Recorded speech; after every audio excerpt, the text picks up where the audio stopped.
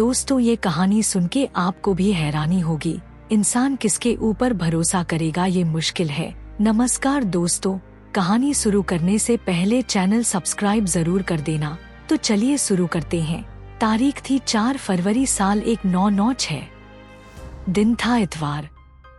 Lucknow police के walkie talkie पर एक संदेश आया, जिसने न सिर्फ लखनऊ पुलिस बल्कि यूपी के पुलिस के सारे अफसरों को हिला कर रख दिया। खबर ये था कि ओसीआर बिल्डिंग के बी टावर से एक लाश नीचे फेंकी गई है।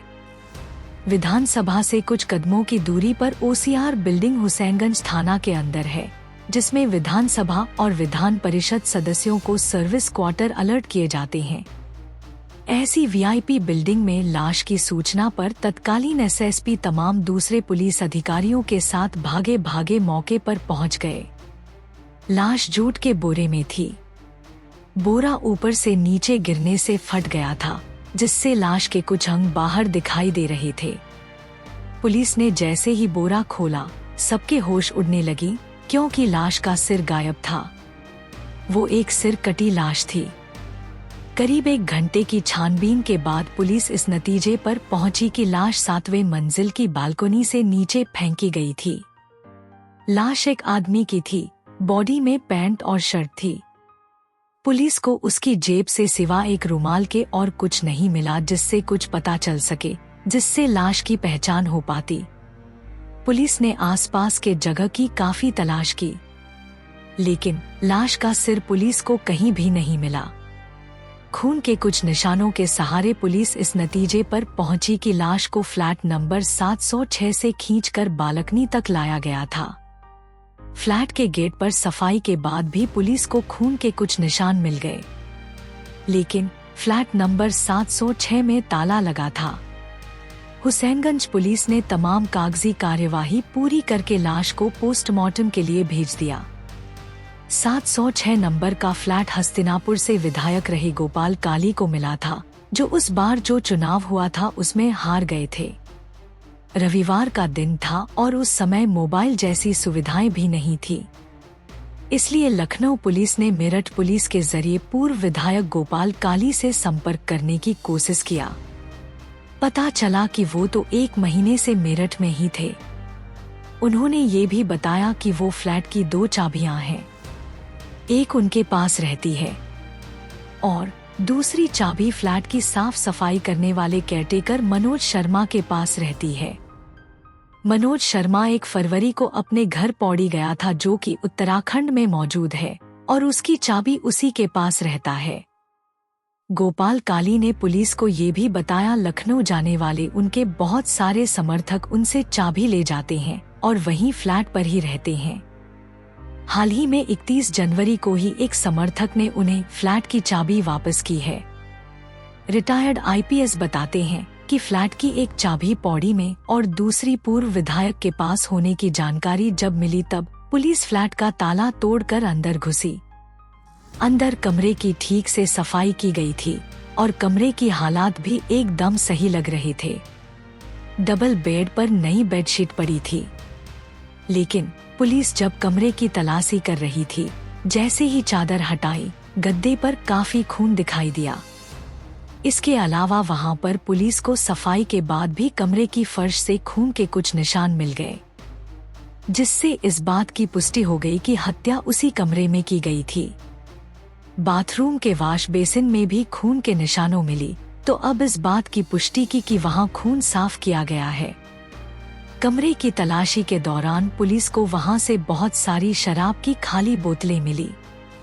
इसके साथ ही बहुत कुछ और भी आपत्तिजनक सामान पुलिस ने फ्लैट से बरामद किया।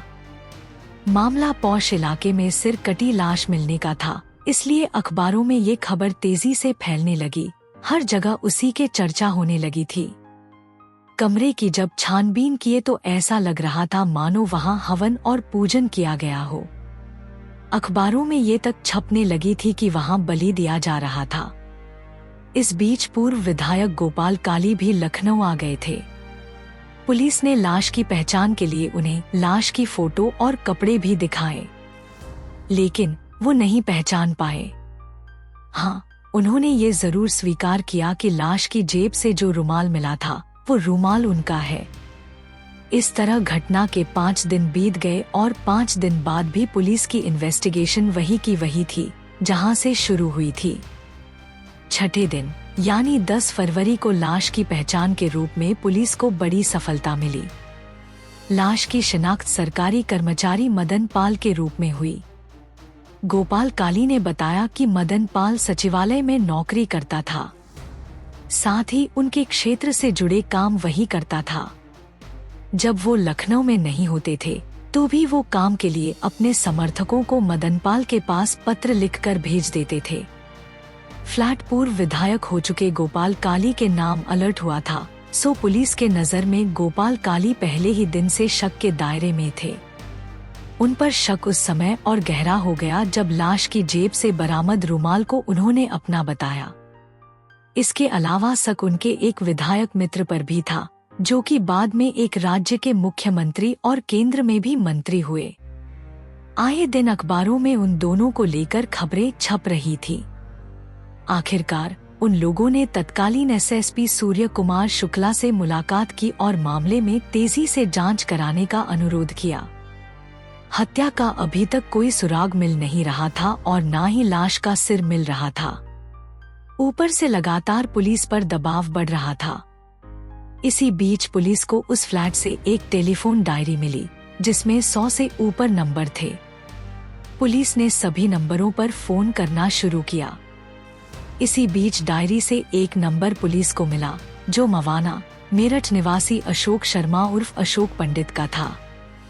पुलिस को आसपास के लोगों से ये भी जानकारी मिली कि अशोक घटना के दिन ओसीआर में देखा गया था। इस जानकारी ने पुलिस के तफ्तीश के दिशा को एक नया मोड़ दे दी। पुलिस की एक टीम मवाना पहुंची और अशोक पंडित से पूछताछ शुरू की। पहले तो उसने पुलिस को खूब घुमाया, इधर उधर का बात बताया, लेकिन पुलिस जब सख्ती करने लगी तब वो टूट गया और स्वीकार किया कि उसी ने अपने साथी के साथ मदनपाल की हत्या की है। रिटायर्ड आईपीएस राजेश पांडे के मुताबिक पुलिस अशोक पंडित को लखनऊ लाई। पूछताछ के दौरान उसने बताया कि वो 2 फरवरी को एक तबादले के सिलसिले में अपने दोस्त नौशाद के साथ लखनऊ आया था। मनोज शर्मा फ्लैट पर था नहीं, तो उसने मदनपाल से संपर्क किया। मदन ने उसे रात में फ्लैट पर मिलने को कहा। चाबी न होने पर मदन ने कहा कि उसने चाबी बनवा रखी है। रात में तीनों ने फ्लैट में खूब शराब पी। इस दौरान अशोक शर्मा ने मदनपाल को दलाल कह दिया, जिस पर मदन ने उसे थप्पड़ मार दिया। फिर क्या था, अशोक और नौशाद ने सब्जी काटने वाले चाकू से उस पर कई हमले किए, जिससे उसकी मौत हो गई। हुसैनगंज बाजार से उन दोनों ने एक बड़ा चाकू और बोरा खरीदा। फ्लैट पर आकर मदनपाल का सिर धड़ से अलग किया और उसका धड़ बोरे में बांध दिया। सिर और चाकू बेड की चद्दर में बांधा और रात होने का इंतजार करने लगे। रात में वह बोरा खींचकर बालकोनी तक ले गए और उसे नीचे फेंक दिया। इसके साथ ही सिर और चाकू लिपटा चद्दर लेकर वह फ्लैट बंद करके निकल गए। नौशाद कैसरबाग बस अड्डे से मेरठ चला गया और वह ओसीआर से पैदल चारबाग पहुंचा। रास्ते में चद्दर में बंधा सिर और चाकू उसने हैदर कैनाल में फेंक दिया। पुलिस ने हैदर कैनाल में सिर को काफी तलाशा। पुलिस को सिर तो नहीं मिला, हाँ चाकू जरूर मिल गया। पुलिस ने नौशाद को भी गिरफ्तार कर लिया और दोनों को हत्या के आरोप में जेल भेज दिया। मामला अदालत में थी। मदनपाल का सिर पुलिस आज तक नहीं बरामद कर सकी। दोस्तों, क्या ख्याल है आपका इस खौफनाक हादसा के बारे में? मुझे कमेंट करके जरूर बताना। आप कौन सा कहानी सुनना चाहते हो वो भी बताना। चैनल पे नए हो तो सब्सक्राइब कर देना और जाने से पहले वीडियो को लाइक जरूर करना। बाय।